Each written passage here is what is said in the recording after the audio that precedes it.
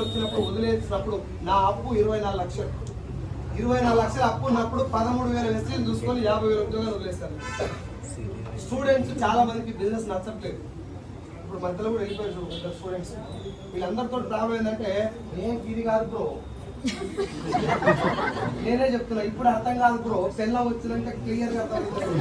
ఇప్పుడు అంతా మబ్బులు ఉంటుంది. పెళ్ళం వస్తే బొమ్మ క్లియర్ ఉంటుంది. వంగవాడి బండ చూడమని చూస్తావు. స్కూల్ అడిగితే ఏమవుతారా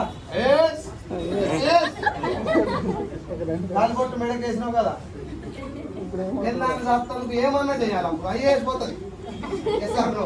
Direct selling is not the business of selling a soap. It is the business of giving you hope. నేను వాడినా నేను గెలిచినా నాకు నెలకి ఇంత వస్తుందని మీకు ఇచ్చే ధైర్యం, అది బిజినెస్. నన్ను చూసి ఇంకో నలుగురు నిలబడతారు, అది ధైర్యం. That is what is business. ఇలా జనాల్ని సబ్బులే చూసి పాడవుతుంది. అందుకే స్టూడెంట్స్ కనెక్ట్ అవుతలేదు. వైజాగ్ లో స్టూడెంట్స్ చాలా తక్కువ ఈ బిజినెస్. వెరీ సూన్ ఇప్పుడు మీరు ఏమడుగుతారు, మీరు జాయిన్ అవ్వండి మేడం ప్లీజ్ మేడం అంటున్నారు. రేపు పొద్దుగా డైలాగ్ ఏముంటుందంట, సార్ నన్ను జాయిన్ చేసుకోండి సార్ ప్లీజ్. ఇది రాకపోతే మీరు దేనికంటే దాన్ని నేను రెడీ సార్. 2 సంవత్సరాలు వెయిట్ చేయరు. జనాలు వచ్చి నేను జాయిన్ అయితే సార్ నన్ను తీసుకో అని చెప్తే కొద్ది రోజులు ఆగు, నేర్చుకున్నాక రా అని చెప్పి రోజు వస్తుంది. నీకు ఇప్పుడు ఎంట్రీ లేదని రోజు వస్తుంది. వస్తారా? అర్థమైంది సార్. 13,000 అప్పుడు జాబ్ వదిలేస్తే 13, 26, 29, 43, 47, 66, 88, 90, 97, 1,00,000, 1,04, 1,32, 1,55, 1,66, 1,66, 2 15, 2 25, 2 75, 3 30, 3 65. అమ్మా దేవతలు మీరు మొత్తం మాట్లాడరా. చంద్రబాబు నాయుడేనా రంజిత్ సార్ అయినా పర్లేదు మాట్లాడు. సో 3,60,65,000, 4,20, 4,52, 5,26, 6,29, 6,43, 6,56 నేను తీసుకున్న ఐఎస్ check. Last month income 5 lakhs. Total గా వెస్టేజ్ ద్వారా నేను తీసుకున్న మొత్తం టోటల్ ఇన్కమ్ 1,10,00,000. 24 లక్షలు అప్పు ఉంటుందా పోయి ఉంటుందా? నా భార్య మెడకు మా మామ బంగారం పెట్టిండు 10 తులాలు. నేను ఉంటే దొంగలు ఎత్తుకపోతానా తీసుకుపోయి బ్యాంకులో పెట్టి దొంగలు ఎత్తుకపోతాను కాదు, లోన్ పుస్తకాడు ఒకటే ఉంది, మిగతా మొత్తం కొరికినాం. నేను ఇంటికి పోతే మా మామ ఎప్పుడు వచ్చిన వాళ్ళు అనేది నాకేమో ఎందుకు వచ్చినవరా భోజనం కదా. మామ కష్టపడి సంపాదించి భార్యకు పెట్టిన బంగారం బ్యాంకులో పెడుతూ గట్టిగా మాట్లాడితే మనిషే కాదు నాతో సంబంధం. నీకు చేతనైతే నువ్వు ఒక ఉంగరం పెట్టు, లేకపోతే ఏం చేయకు. కానీ మామది లోపల పెడతారు మనకేముంటుంది. అవునా కదా?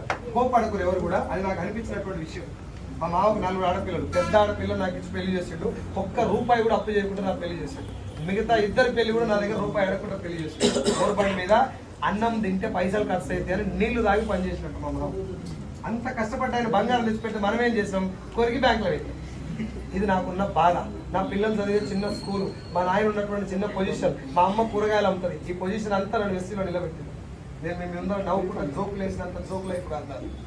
ఒక్క పూట అన్నం దొరకకపోతే మామిడికాయ పచ్చలు, ఆవకాయ ఉంటుందా, నీళ్ళలో మొత్తం కడిగి ఆ పచ్చలు తిని పడుకున్నాను. That was my life. అవునా? ఆ గ్రౌండ్ లెవెల్ నుంచి ఒక్కోసారి ఏడుపు వస్తే కన్నీళ్ళు తాగి బతికారు. అర్థమవుతుంది. ఇది సినిమా స్టోరీ కాదు, it is my real life story. Building కు ఎన్ని రకాల పనులు ఉంటాయి అన్ని చేస్తాను నేను. సెంట్రింగ్ పని చేసిన, ఊపర్ పని చేసిన, పెయింటింగ్ చేసిన. నేను ఎలక్ట్రీషియన్ యాక్చువల్గా. హౌస్ వైరింగ్ మొత్తం చేస్తాను నేను. ఫ్యాన్లు గీళ్ళు అన్ని ఫిట్ చేసి ఆ పొద్దున్న దాకానేమో కాలేజీకి వెళ్ళేది, నైట్ అంతా ఈ వర్క్ చేస్తుంది. లెట్రిన్ గుంతలు ఉంటాయా ఇంట్లో, సెప్టిక్ ట్యాంక్ గుంతలు 8-9 గజాల గుంతలు తవ్వేది నేను. ఆ గుంత తవ్వుకుంటా నైట్ అంతా గుంత తవ్వాలి, పొద్దున్న కాలేజ్ పోవాలి. అది నా జీవితం. ఇది ఎందుకు చెప్తున్నా అంటే నాకంటే ఎక్కువ కష్టపడాలి ఎవరైనా ఉంటుంటారు, వాళ్ళకి కనెక్ట్ అయ్యి బిజినెస్ చేసుకుంటారని ఉద్దేశం. ఇంకో జోక్ ఏంటంటే 8 గజాల గుంత తవ్వితే బిల్లు 8,000 అయింది 10 ఏళ్ల కింద. 8,000 బిల్లు అయితే ₹1 కూడా ఇవ్వాలి, ఇప్పటిదాకా ఇవ్వాలి. అది నా లైఫ్. ఇప్పుడు నెలకు 6 లక్షలు, 14 లక్షల కారు. నా టీంలో 1,00,000 పైన తీసుకునేటటువంటి మన కేదార్ సార్ లాంటి వాళ్ళు ఒక 11, 16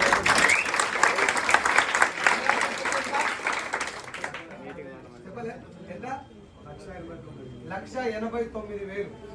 ఒక వాటర్ ప్లాంట్ పెట్టుకొని వాటర్ క్యాన్ ఆటోలు వేసుకొని ఇల్లు తిరిగి వాటర్ క్యాన్ పోసేటువంటి వ్యక్తి పార్ట్ టైం ఎల్ఐసి చేసుకుంటాడు. వాళ్ళ వైఫ్ పిండి గిరిని, కారం మిల్లు పిండి గిరిని ఉండేది. వాళ్ళిద్దరు కలిసి పనిచేస్తున్నప్పుడు వాళ్ళ వైఫ్ ఒకరికి, సార్ ఒకరికి.